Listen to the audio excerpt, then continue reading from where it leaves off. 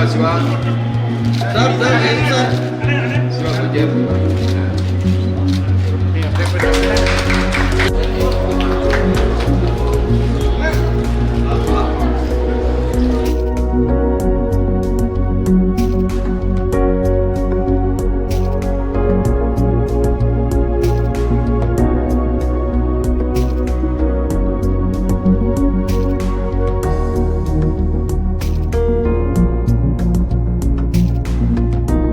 இன்றைக்கு தமிழகம் முழுவதும் நம்முடைய மாண்புமிகு தமிழ்நாடு முதலமைச்சர் அவர்கள் எல்லா துறையின் மூலமாக எல்லா பணியும் செய்திருந்தாலும் கூட நேரடியாக மக்களுக்கு தினந்தோறும் பயன்பெறக்கூடிய ஒரு துறையிலே முக்கியமான துறையாக மக்கள் நல்வாழ்வு துறை அமைந்திருக்கிறது.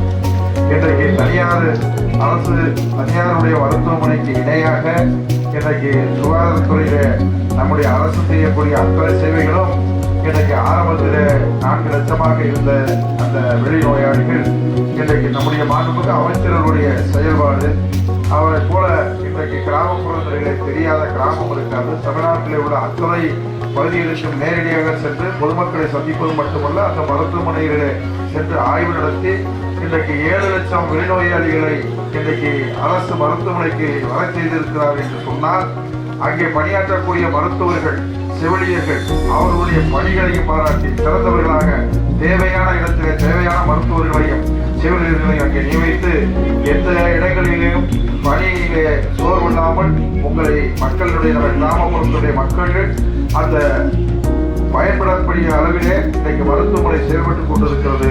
நம்முடைய தமிழ்நாடு மாண்புமிகு தமிழ்நாடு முதலமைச்சர் அவர்களுக்கு பெருமை சேர்க்கக்கூடிய ஒரு துறையிலே மக்கள் நல்வாழ்வுத்துறை இருக்கிறது என்பதை நான் பெருமையோடு இன்றைக்கு சொல்லிக் கொள்கிறோம்.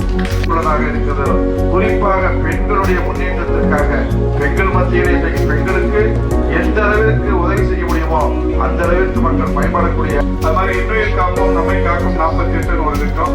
எங்கேயாவது ஆக்சிடென்ட் நடந்துச்சுன்னா 48 மணி நேரத்துல 1 லட்சம் ரூபாய் இலவசமா கொடுத்து அவர் எந்த ஊருக்காக இருந்தாலும் பரவாயில்ல அவருக்கு உடனடியாக சிகிச்சை பார்க்கணும்னு ஒரு திட்டத்தை தொடங்கி அது இதுவரைக்கும் 2.5 லட்சம் உயிர்களை காப்பாற்றி இருக்கிறோம். அந்த திட்டத்தை தொடங்கினது 2021 டிசம்பர் 18ஆம் தேதி. இதுவரைக்கும் அதுல 2.5 லட்சம் உயிர்கள் பாதுகாக்கப்பட்டிருக்கிறது. அதனால 227 கோடி ரூபாய் அதற்காக இன்றைக்கு அரசு செலவிட்டிருக்கிறது.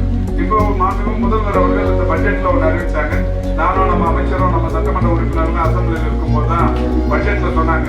இது வரைக்கும் 48 மணி நேரத்துக்கு உள்ள ஆக்சிடென்ட் ஆனவங்களுக்கு 1 லட்சம் ரூபாய் கொடுத்துருக்கிறோம். அந்த ஆக்சிடென்ட் ஆனவங்க அது போதல்ன்ற மாதிரி கோரிக்கை வச்சிருக்கிறாங்க. இனிமே இந்த வருஷத்துல இருந்து அந்த 1 லட்சம் 2 லட்சமாக உயர்த்தி தரப்படும் அறிவிச்சிருக்கிறாங்க. அது இன்னொரு 10 நாள்ல அரசாணை தயாராகி கொண்டிருக்கிறது. இன்னொரு 10 நாள்ல அந்த 2 லட்சம் ரூபாய் தர ஸ்கீம் நடைமுறைக்கு வரப்போகுது.